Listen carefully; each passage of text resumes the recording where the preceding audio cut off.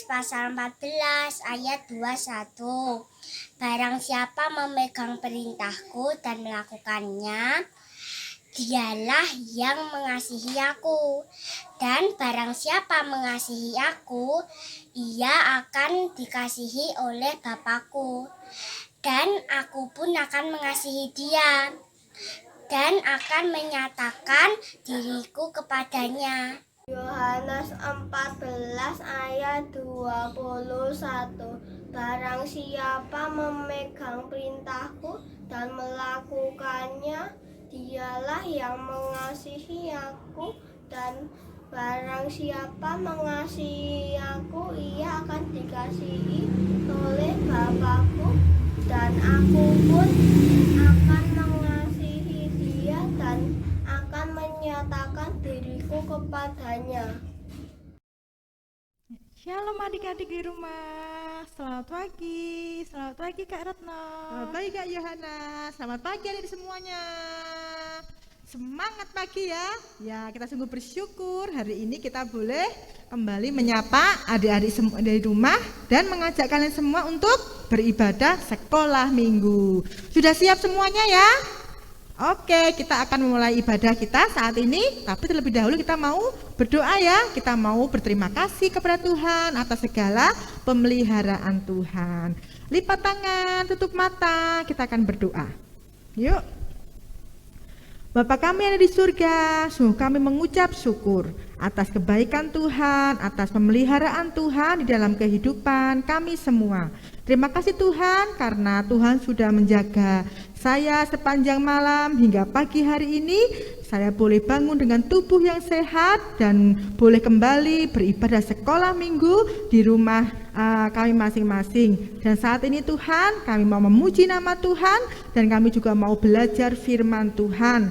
Kami mau menjadi anak yang suka belajar dan semakin mencintai Tuhan. Terima kasih Tuhan Yesus. Di dalam nama Tuhan Yesus kami berdoa dan mengucap syukur. Amin. Ya, adik-adik, Tuhan Yesus adalah Allah yang berkuasa atas segalanya. Iblis sudah dikalahkan, mau dikalahkan, dan kita menjadi anak-anak Tuhan yang berkemenangan. Karena siapa? Karena Tuhan Yesus. Yuk, dalam nama Tuhan Yesus ada kemenangan.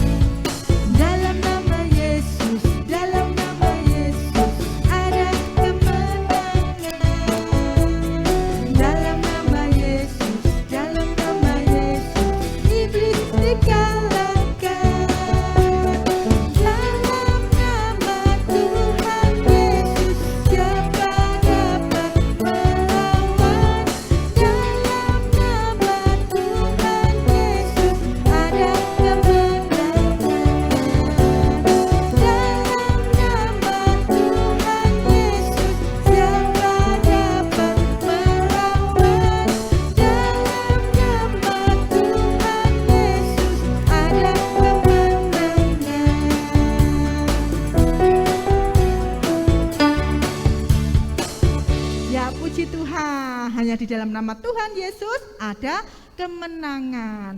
Adik-adik sudah siap hari ini untuk belajar firman Tuhan?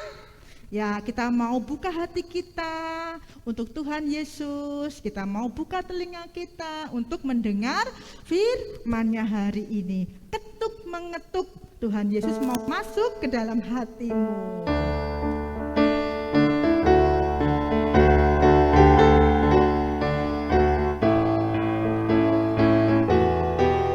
Dengar suara Tuhan memanggil.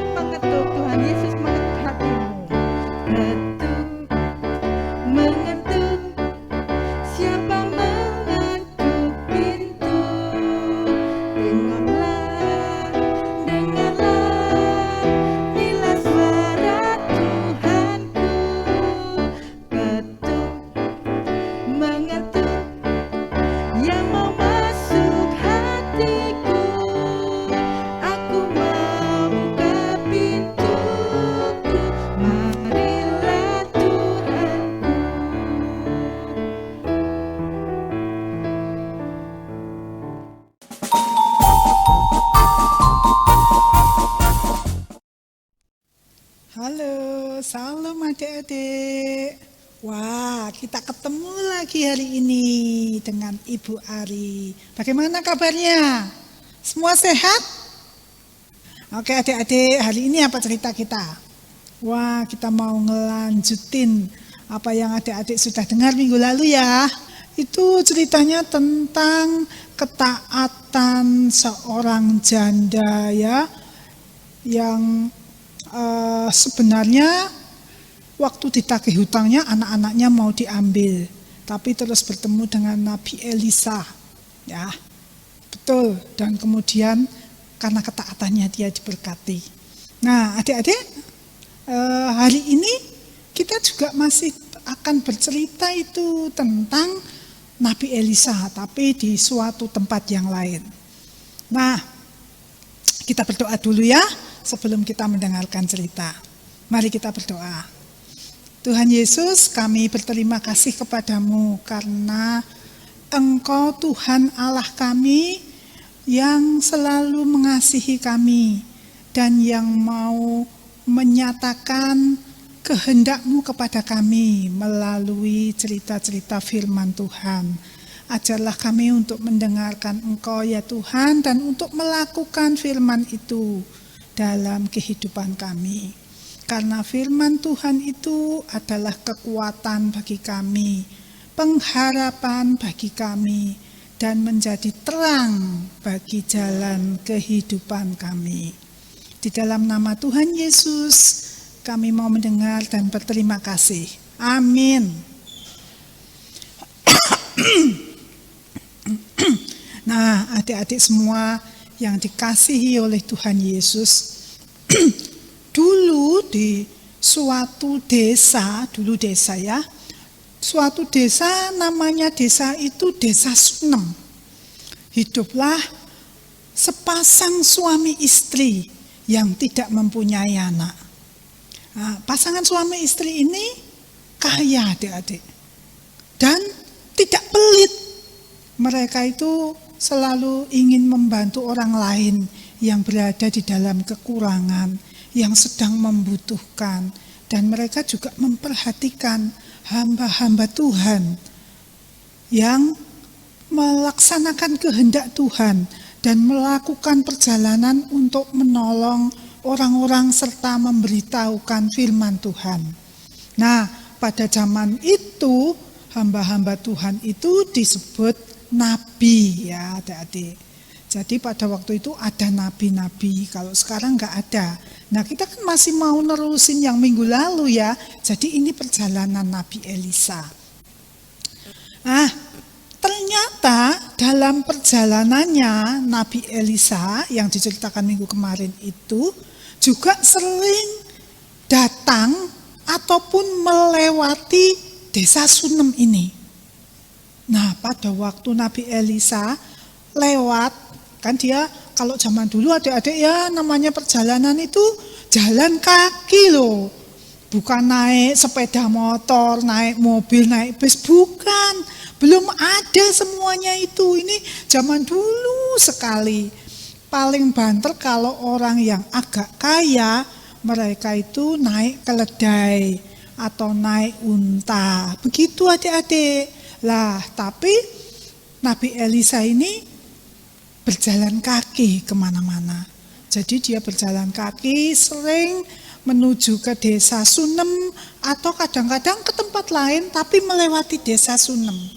Nah, setiap kali Nabi Elisa ini tiba di Desa Sunem, suami istri yang kaya tetapi tidak punya anak ini selalu mempersilahkan Nabi Elisa untuk singgah di rumahnya, supaya Nabi Elisa dan pembantunya, ya Nabi Elisa kalau mengadakan perjalanan itu bersama dengan seseorang yang mengawani, yang menemani dan membantu dia, ya namanya Gehasi. Nah, Nabi Elisa selalu bersama Gehasi. Lalu Nabi Elisa dan Gehasi ini tiap kali singgah di kota Sunem selalu menginap di rumah mereka ini, suami istri ini. Mereka memelihara Nabi Elisa dan bujangnya supaya mereka dapat makan dan bisa tidur di tempat itu gitu, sehingga tempatnya untuk bermalam itu bisa memperoleh tempat yang bersih gitu adik-adik. Nah, itu tidak hanya sekali 2 kali, tapi sering sekali. Sampai suatu saat itu si istri ini bicara kepada suaminya begini, Bapak, kan Nabi Elisa itu hamba Tuhan ya, dia sering singgah di sini melakukan perjalanan, dia kan melayani Tuhan. Bagaimana kalau kita buat kamar di atas? Ya kecil aja nggak apa-apa kamarnya, tapi kan bersih gitu ya, terus dindingnya batu supaya kalau malam nggak kedinginan. Terus di sana nanti kita taruh tempat tidur, kita taruh meja dan kursi. Nah, nanti Bapak Elisa ini bisa tidur di situ sama Pak Gehasi, gitu kata istrinya. Terus suaminya bilang apa? Oh iya, baik sekali idemu itu Ibu. Benar, aku setuju. Jadi ayo kita buat kamar ya. Nanti pas mereka datang lagi kembali ke sini, kamar itu sudah bisa jadi, sudah bisa dipakai itu. Nah, mereka membuat kamar itu adik-adik khusus untuk persinggahan Nabi Elisa dan pembantunya ini. Nah, benar. Tidak lama setelah itu Nabi Elisa lewat lagi di desa itu. Lalu ibu ini menemui Bapak Elisa ini dan kembali, mari Pak Elisa singgah di rumahku. Bapak bermalam di rumah kami aja, gitu. Lalu Pak Elisa, Nabi Elisa ini bersama Gehasi singgah di rumah mereka. Lalu setelah mereka makan, saatnya mereka istirahat. Wih, mereka terkejut adik-adik. Kenapa? Karena ternyata suami istri ini telah membawa mereka ke kamar yang baru itu, yang mereka bangun khusus untuk Nabi Elia kalau pas singgah di rumah mereka. Mereka senang karena sekarang mereka tidur di tempat yang nyaman gitu. Dan Nabi Elisa berpikir begini, aduh, suami istri ini kok baik sekali ya, mereka sangat murah hati. Dia bicara sama pembantunya itu, sama Gehasi. Mereka itu sangat baik, memperhatikan orang-orang yang sedang berada dalam kebutuhan dan yang berkekurangan, dan mereka juga menghargai hamba-hamba Tuhan. Coba lihat perjalanan kita ini. Selalu setelah kita tiba di desa Sunem, selalu mereka mengajak kita menginap di rumahnya dan memberikan makanan kepada kita, merawat kita, kita bermalam di rumahnya. Apa yang kita bisa berikan kepadanya ya? Kan mereka sudah kaya. Apalagi ya yang bisa membuat mereka senang. Nah, Nabi Elia tanya gitu kepada pembantunya. Terus pembantunya ini Gehasi bilang, oh begini Pak, mereka itu enggak punya anak loh. Bagaimana kalau Bapak berdoa kepada Tuhan, minta supaya suami istri ini bisa punya anak. Terus Nabi Elia, oh iya benar-benar, mari kita berdoa. Jadi Nabi Elia berdoa kepada Tuhan. Dia bersyukur karena setiap kali tiba di desa Sunem ini, suami istri itu selalu menyambut mereka, merawat mereka, memberikan penginapan, memberikan tumpangan. Jadi Nabi Elisa bersyukur dan memohon kepada Tuhan agar mereka yang telah bermurah hati kepada hamba-hambanya itu, Tuhan karuniai anak juga, karena sampai saat itu mereka tidak punya anak satupun. Nah, jadi Tuhan berkenan kepada doa Nabi Elia ini dan dia mau memberikan anak kepada suami istri itu. Nah, lalu Nabi Elia pada waktu pulang dari mau melanjutkan perjalanan, mereka pamitan kepada suami istri ini. Lalu dia bilang kepada si ibu, si istrinya itu begini, terima kasih ya sudah selalu menerima kami di rumahmu, memberikan penginapan dan juga memelihara makanan kami. Tuhan kiranya membalas kebaikanmu itu, dan nanti tahun depan kamu akan punya seorang anak. Begitu. Nah, mengapa Nabi Elia berkata begitu? Karena Nabi Elia sudah mendoakan agar suami istri ini punya anak dan Tuhan sudah berkenan. Jadi dia bicara begitu kepada si ibu ini. Terus bagaimana rasanya ibu itu adik-adik? Dia senang sekali, Kan selama ini mereka tidak punya anak. Sebenarnya walaupun tidak punya anak, mereka tetap senang, mereka bersyukur kepada Tuhan karena kebaikan Tuhan kepada mereka. Tapi kalau dikaruniai anak, mereka lebih senang lagi. Tapi dia awalnya ragu-ragu adik-adik. Jadi dia bilang begini kepada Nabi Elisa. Pak, Bapak jangan PHP ya sama kami gitu ya. Apa itu adik-adik PHP? Apa itu namanya? Pemberi harapan kosong gitu ya katanya sekarang. Tapi waktu itu nggak ada sih istilah itu. Dia cuma bilang begini, Pak Elisa, kami sungguh berterima kasih. Bapak telah mendoakan kami. Tapi benar ya Pak ya, kami bisa punya anak ya tahun depan. Nabi Elisa bilang, iya, Tuhan akan mengaruniakan anak kepadamu. Diberkatilah kalian oleh Tuhan itu. Terus si ibu ini bilang, terima kasih Pak Elisa. Kami bersyukur kepada Tuhan dan kami berterima kasih kepada Bapak yang sudah memohonkan anak bagi kami. Nah, terus mereka melanjutkan perjalanan adik-adik. Dan apa yang terjadi tahun berikutnya? Benarkah mereka punya anak?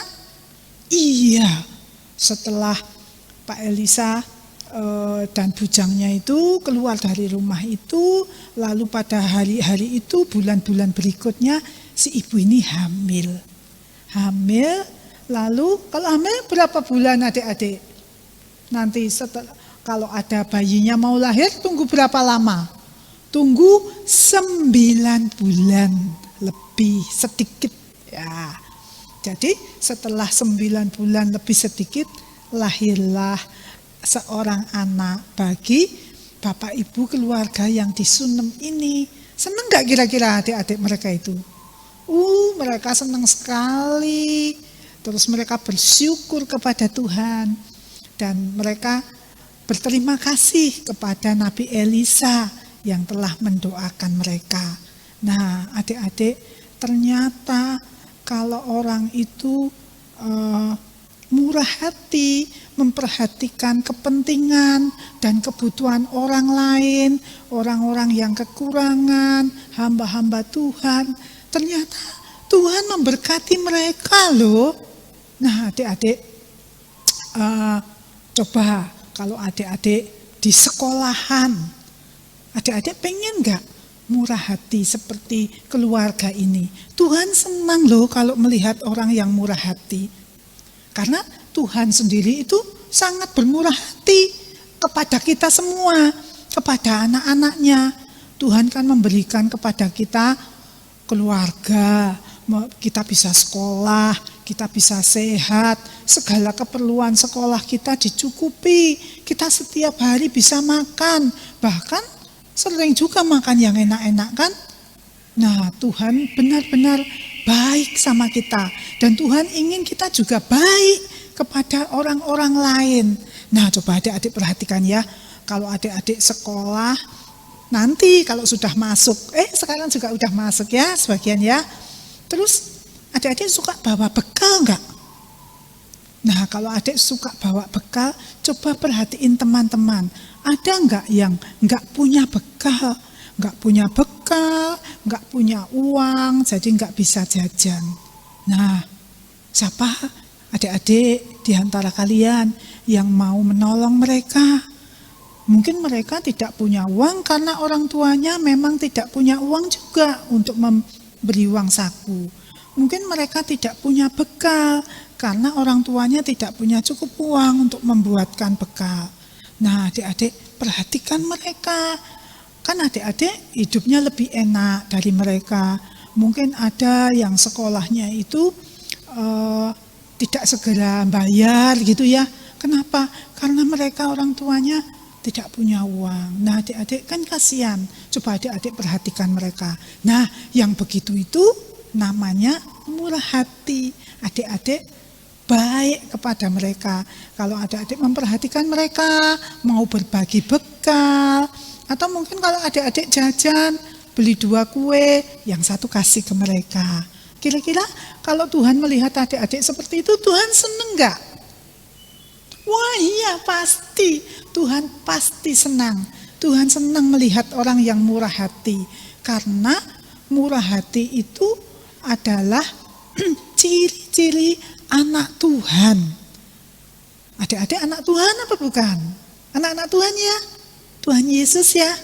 Nah, berarti kalau anak itu kan seperti bapaknya adik-adik. Atau seperti ibunya, seperti orang tuanya lah. Kalau orang tuanya baik, anak-anaknya baik juga ya. Ya kan? Nah, sama. Kita anak-anak Tuhan. Adik-adik anak-anak Tuhan. Anak-anak kerajaan Allah. Jadi sifatnya harus mirip. Harus seperti Bapa kita di surga itu. Seperti raja, segala raja. Wah, adik-adik. Mungkin aku nggak kaya kok anak raja. Oh iya, adik-adik walaupun nggak kaya, adik-adik anak raja. Anak raja yang memiliki segala sesuatu di dunia ini maupun di surga. Nah, luar biasa enggak? Jadi, jangan khawatir. Tuhan pasti memberkati adik-adik kalau adik-adik mau belajar untuk menjadi seperti Bapa kita di surga, yaitu murah hati, penuh kebaikan terhadap orang-orang di sekitar kita. Mungkin juga enggak cuman yang berkekurangan. Kalau ada teman-temannya adik-adik yang sakit, bagaimana? Diem aja atau bilang, aku mendoakanmu loh, aku mendoakan kamu teman, jangan khawatir ya. Dan kadang-kadang kalau sudah diizinkan, bisa juga mengunjungi dia gitu ya. Mungkin saat ini belum diizinkan karena masih banyak orang yang sakit masih harus pakai masker ya adik-adik. Tapi kalau adik-adik kasih tahu dia, aku sayang loh sama kamu, aku mendoakan kamu. Kalau adik-adik punya roti, punya makanan yang dikasih orang tua, bisa kirim ke dia, misalnya gitu. Nah, bagus sekali ya kalau seperti itu. Nah, cerita ini diambil dari mana adik-adik? Dari firman Tuhan. Kita buka ya, dari 2 Raja-Raja pasal 4. 2 Raja-Raja pasal 4. Ayatnya berapa? Kita baca ayat 8 sampai ayat 10. Nah, Ibu bacain ya, coba adik-adik simak nih. Pada suatu hari Elisa pergi ke Sunem. Di sana tinggal seorang perempuan kaya yang mengundang dia makan. Dan seberapa kali ia dalam perjalanan, singgahlah Nabi Elisa ke sana untuk makan. Berkatalah perempuan itu kepada suaminya, sesungguhnya aku sudah tahu bahwa orang yang selalu datang kepada kita itu adalah abdi Allah yang kudus. Baiklah kita membuat sebuah kamar atas yang kecil, yang berdinding batu, dan baiklah kita menaruh di sana baginya sebuah tempat tidur, sebuah meja, sebuah kursi, dan sebuah kandil. Maka apabila ia datang kepada kita, ia boleh masuk ke sana. Ya, adik-adik, itu yang dikatakan oleh Alkitab tentang ibu yang baik hati ini. Ibu yang murah hati, keluarga yang suka melakukan kebaikan kepada orang-orang dan terutama kepada hamba-hamba Tuhan. Nah, adik-adik, itu sebabnya Tuhan juga bermurah hati kepada anak-anaknya yang murah hati, gitu ya. Nah, mari kita semua berdoa kepada Tuhan supaya kita bisa menjadi seperti ibu ini yang penuh dengan kebaikan, yang murah hati. Adik-adik, kita hafalin ayat dulu ya. Apa yang Tuhan inginkan kepada kita? Nah, lihat ayat hafalan kita.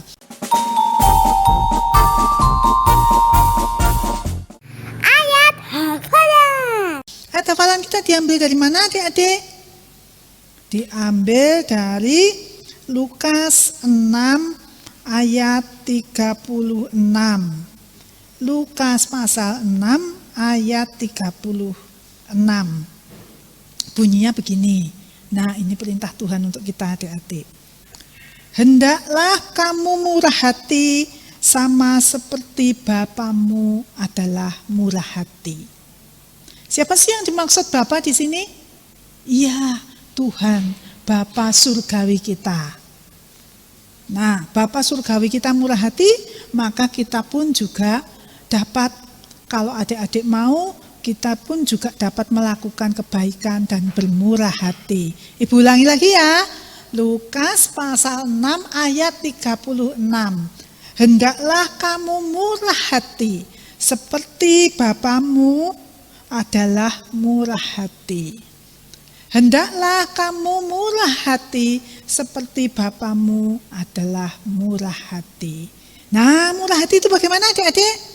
Coba lihat di dalam ayat 35 ya. Dikatakan di sana, kasihilah musuhmu, berbuatlah baik kepada mereka, dan pinjamkan dengan tidak mengharapkan balasan. Maka upahmu akan besar, dan kamu akan menjadi anak-anak Allah yang maha tinggi. Sebab Allah baik terhadap orang-orang yang tidak tahu berterima kasih dan terhadap orang-orang jahat. Nah, adik-adik apa? Tuhan Bapa kita di surga, Dia sangat baik. Dia sangat baik kepada kita, anak-anaknya. Tetapi tidak hanya kepada kita, Dia juga, Bapa kita surgawi itu juga baik terhadap orang-orang yang tidak tahu berterima kasih dan orang-orang yang jahat. Kenapa orang-orang jahat juga Tuhan baikin? Ya, agar mereka tahu bahwa Allah kita itu memang sifatnya baik. Jadi karena Tuhan kita itu baik, Dia tidak dapat berbuat yang tidak baik. Dia selalu baik kepada siapa saja. Dan itu juga yang Tuhan kehendaki, supaya kita anak-anaknya akan melakukan yang baik kepada siapa saja. Bukan cuma kepada sahabat-sahabatmu aja adik-adik, tapi juga sama orang-orang yang nakal, yang suka suka jahatin kalian gitu. Itu tetap adik-adik berbuat baik kepada mereka. Itulah yang dikehendaki Tuhan. Nah, nanti kalau adik-adik sudah begitu, pasti hatinya sangat bahagia. Hatinya akan memuji Tuhan karena telah mirip seperti kehendak Tuhan, yaitu murah hati seperti Bapa murah hati. Oke adik-adik, mau enggak seperti itu? Mau enggak mulai belajar murah hati? Mau enggak mulai belajar melakukan kebaikan kepada teman-teman adik-adik yang enggak baik sama adik-adik, kepada teman-teman yang nakal, dan kepada teman-teman yang mungkin tidak tahu berterima kasih? Enggak apa-apa, Tuhan mengasihi mereka, adik-adik juga dapat mengasihi mereka. Gitu ya. Bapa yang di surga, kami berterima kasih kepadamu karena kami tahu bahwa Tuhan sangat baik. Tuhan bermurah hati kepada semua orang dan terlebih lagi kepada kami anak-anak-Mu. Kami ingin Tuhan supaya kami juga dapat bermurah hati kepada teman-teman kami, bahkan kepada teman-teman kami yang nakal, yang tidak tahu berterima kasih, yang sering mengganggu kami. Tuhan, seperti Tuhan Bapa kami berbuat baik kepada orang-orang jahat, kami juga mau berbuat baik, tidak hanya kepada sahabat, tetapi juga kepada mereka. Terima kasih Tuhan, mampukan kami, dan terima kasih untuk firman Tuhan. Di dalam nama Tuhan Yesus kami berdoa. Amin. Oke adik-adik, Tuhan memberkati adik-adik sekalian. Ketemu lagi kita pada minggu depan. Tetap sehat ya, tetap taati Papa dan Mama di rumah. Oke, sampai bertemu. Tuhan Yesus memberkati adik-adik sekalian.